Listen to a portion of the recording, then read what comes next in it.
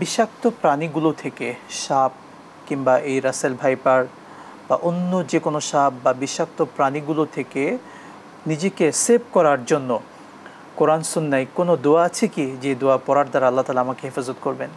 জি, আসলে এখানে প্রথমত একটা বিষয় আমাদের বোঝার বিষয় যে রাসূল করিম সাল্লাল্লাহু আলাইহি ওয়াসাল্লাম আমাদের জন্য বিশেষ কিছু আমল বিভিন্ন জায়গাতে রাসূল করিম সাল্লাল্লাহু আলাইহি ওয়াসাল্লাম বিভিন্ন আমলের কথা বলেছেন এবং এই আমলগুলো আমরা অনেক সময় পড়ি কিন্তু দেখা যায় আমাদের মধ্যে ওই ধরনের প্রভাব সৃষ্টি হয় না এবং আমরা ফায়দা পাই না এবং এই কারণে অনেক সময় আমাদের মনে হয় যে এই সমস্ত দোয়া শুধু এভাবেই আছে সেই হিসাবে পড়া হইলে হইতেও পারে নাও হতে পারে।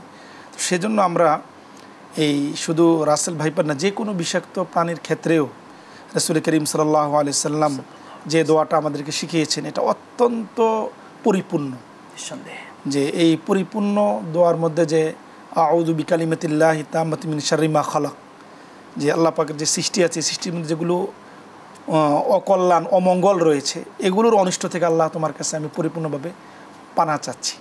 তো এই সামান্য এতটুকু দোয়া কেউ যদি সকাল সন্ধ্যায় 3 বার করে পড়ে নেয় তা আশা করা যায় যে আল্লাহ তাআলা তাকে যে কোনো প্রকারের অনিষ্ট অকল্যাণ থেকে আল্লাহ তাআলা তাকে হেফাজত করবেন। এটির কিন্তু একটি ঘটনাও রয়েছে, পরীক্ষিত একটি ঘটনা রয়েছে।